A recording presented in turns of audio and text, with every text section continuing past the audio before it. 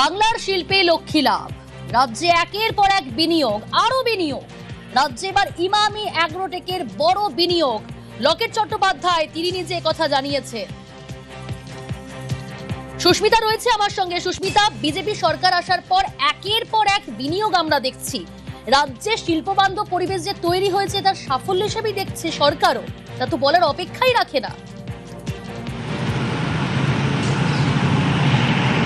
দেখো, বিজেপি ক্ষমতায় আসার আগে তাদের মূল বার্তাই ছিল যে এ রাজ্যে বিজেপি সরকারে আসলে তারা শিল্প বান্ধব পরিবেশ তৈরি করবে এবং ভারী শিল্পের আরো বেশি করে উৎপত্তি ঘটাবে এ রাজ্যে, তাতে সহায়ক হিসাবে বা সহায়তা করবে রাজ্য সরকার। এবং তার একাধিক নজির ইতিমধ্যেই গত 3 মাসে গড়ে ফেলেছে রাজ্য সরকার।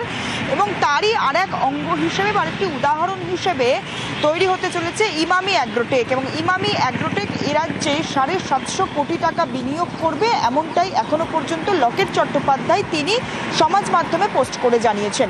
লকেট চট্টোপাধ্যায় তিনি তার সোশ্যাল মিডিয়া হ্যান্ডেলে পোস্ট করেছেন, সেখানে স্পষ্ট করে লিখছেন যে ইমামি অ্যাগ্রোটেক তাদের উৎপাদন কেন্দ্র হিসেবে এ রাজ্যে আরও একটি প্রতিষ্ঠান খুলছে, সেখানে 750 কোটি টাকা বিনিয়োগ করবে তারা, এবং যাতে 4000-এর বেশি বেকার যুবক যুবতীর কর্মসংস্থান হবে। যে কর্মসংস্থান নিয়ে গত 15 বছরে তৃণমূল কংগ্রেস সরকারের আমলে বেকার যুবক যুবতীরা একাধিক অভিযোগ করেছিল, এবং তার উপরে ভিত্তি করেই সেই বেকারত্বের পরিমাণ কমবে এমনটাই কথা দিয়েছিল রাজ্যে বিজেপি ক্ষমতায় আসার আগে। এবং ক্ষমতায় আসার পর একের পর এক মৌ স্বাক্ষরিত হয়েছে এবং তার ভিত্তিপ্রস্তর স্থাপন হয়েছে।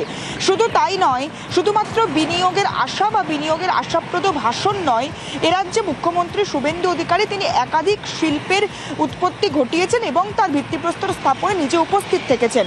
শুধুমাত্র শুভেন্দু অধিকারী নয়, এ রাজ্যে শিল্পের ভিত্তিপ্রস্তর স্থাপনে অংশ নিয়েছেন দেশের স্বরাষ্ট্রমন্ত্রীও।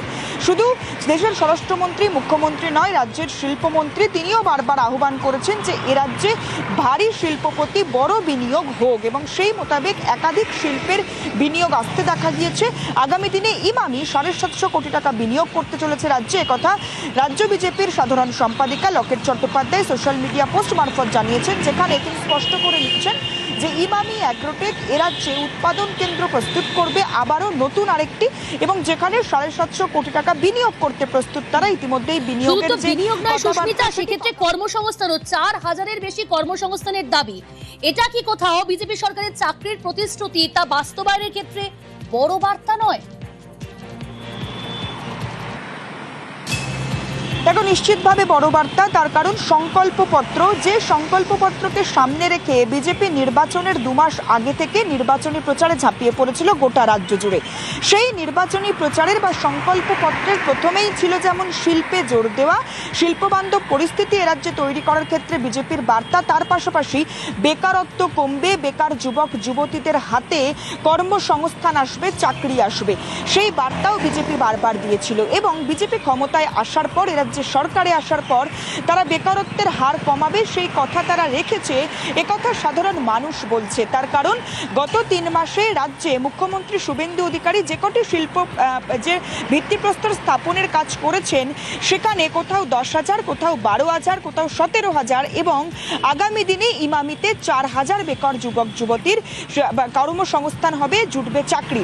এবং তাতে রাজ্যে বেকারত্বের হার যেমন কমবে, ঠিক তেমনি যে বেকারত্বের হার বৃদ্ধির কারণে রাজ্যে সাধারণ ছেলে মেয়েদের পড়াশোনার প্রতি একটা দুরাভাস বা পড়াশোনা থেকে দূর হয়ে যাচ্ছিল তারা, এবং তাদের কোথাও গিয়ে চাকরি হবে না আগামী দিনে, এই মনোভাবে নেগেটিভ মনোভাব তৈরি হয়েছিল, সেটা থেকেও রাজ্যের যে যুব সমাজ, সেই যুব সমাজ সরে আসবে, আগামী দিনে অগ্রগতি হবে, এবং শিল্পের পাশাপাশি বেকারত্ব কমার পাশাপাশি আগামী দিনে শিক্ষাক্ষেত্রেও উন্নতি আসবে, এবং সাধারণ ছেলে মেয়ে তারা আরো বেশি করে উৎসাহ পাবে এগিয়ে যাওয়ার। একেবারে মনে করা যাবে।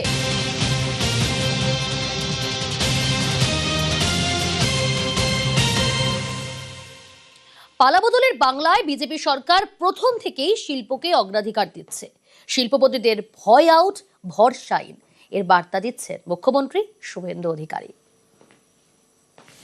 देखिए, पहले तो कानून व्यवस्था को ठीक करना चाहिए। जिस तरीके से गुंडागर्दी, सिंडिकेट राज, काटमानी, चांदा वसूली, जिस तरीके से महल था उसको तो बदलना चाहिए। पहले बिजनेस फ्रेंडली एनवायरनमेंट होगा, इंडस्ट्री के लिए अच्छा पॉलिसी होगा, सिंगल विंडो सिस्टम होगा, जमीन का व्यवस्था होगा, देखना है, सोचना है, छोड़ के काम करना है, ये नीति होगा, तब तो प्रदेश आगे बढ़ेगा।